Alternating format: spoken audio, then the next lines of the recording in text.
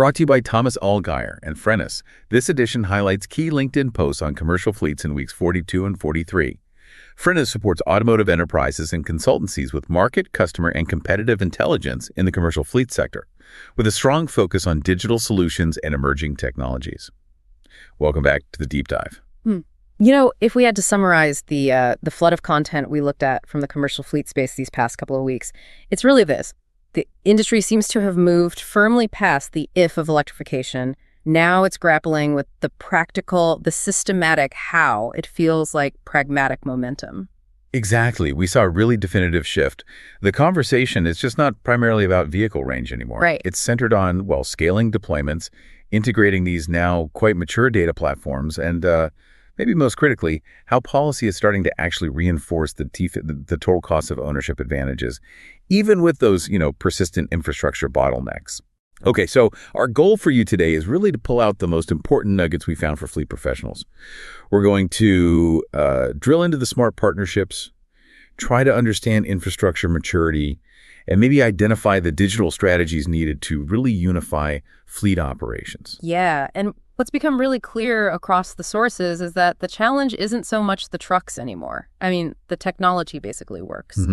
The real challenge, and where, frankly, all the current innovation seems focused, is building the operational systems around the vehicle. Okay, let's start right there then. Our first theme, digital transformation and new products. It definitely feels like fleet operators are now demanding, well, integrated intelligence right across the entire operational chain, moving way beyond basic GPS tracking. Absolutely. We saw huge efforts toward, let's call it, enterprise unification. Take the collaboration between SAP and Bearing Point, for instance. They launched Fleet and Charge Cloud.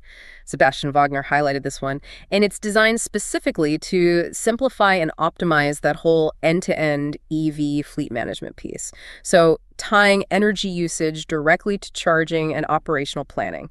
That's a huge integration lift. A huge list. And that kind of enterprise solution feels necessary because, well, as Raphael Greppen pointed out, traditional fleet management, the kind we've known for decades, it's effectively dead. Yeah, that was a strong statement. So if the traditional model is gone, what does that mean practically for, say, product developers and fleet managers on the ground? Well, it means the focus has just completely shifted. It's gone from just tracking assets to actually measuring ROI, ensuring predictive maintenance, automating compliance. It's a total paradigm shift towards integrated intelligence. The system has to speak the language of transport management and battery management, simultaneously. Got it. And we see that necessity driving some really targeted innovation too, even maybe on a smaller scale.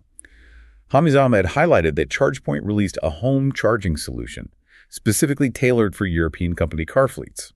Right, solving a very specific pain point there. Exactly. They're solving that granular problem.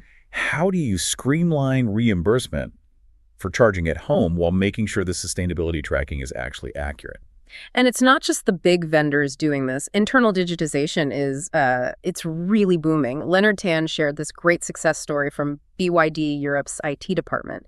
They launched an in-house fleet CPQ system that's configure price. Well, in-house. Interesting. Yeah. This lets them quickly generate customized agreements. And apparently, since its soft launch, the UK team alone has generated thousands of digital sales orders. So that's streamlining the entire sales pipeline using their own internal tech. Wow. Okay.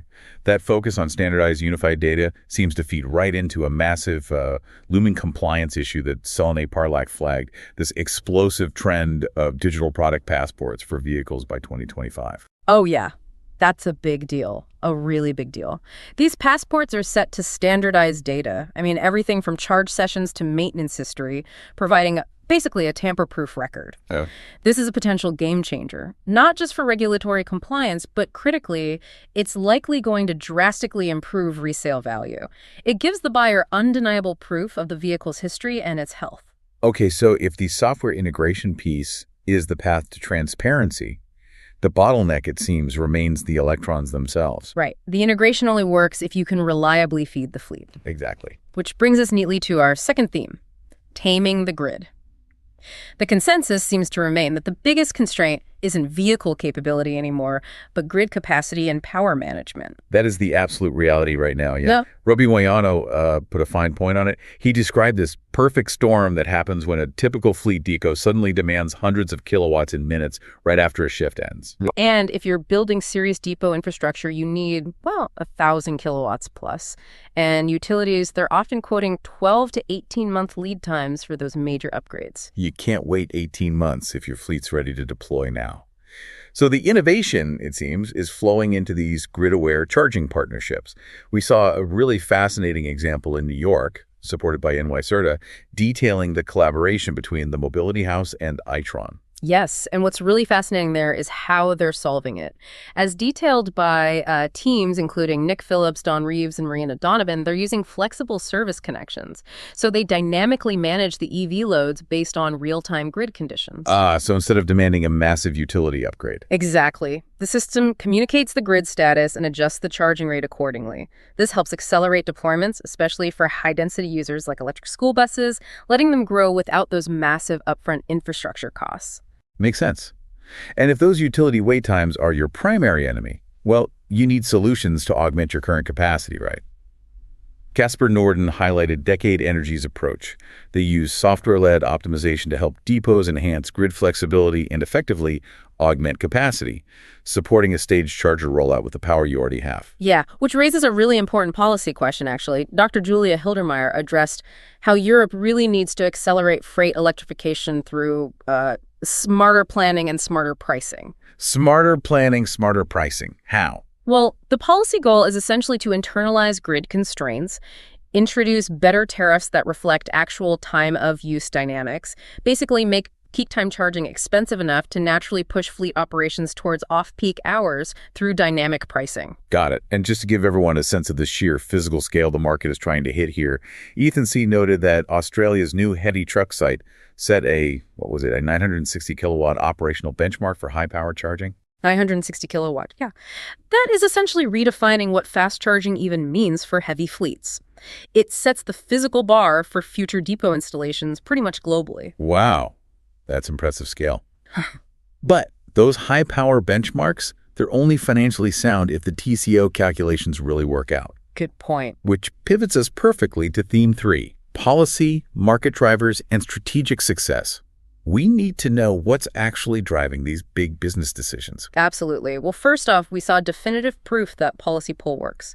Adam Browning reported on California's ZEV truck incentive window. It generated vouchers for 892 Tesla semis. 892? Wow. Yeah, and that single model accounted for over 80% of the total Class A incentives in that specific window. And the why is pretty clear. The promise of winning on cost per mile over diesel when it's facilitated by incentives creates immediate market movement. Incentives really are the turbocharger for adoption, then. They really are. And Dr. Sandra Wappelhorst provided an excellent EU comparison that illustrates this perfectly. Look at Belgium. With strong corporate tax incentives, they saw 53% of all corporate fleet registrations in the first half of 2025 as battery electric vehicles. 53%.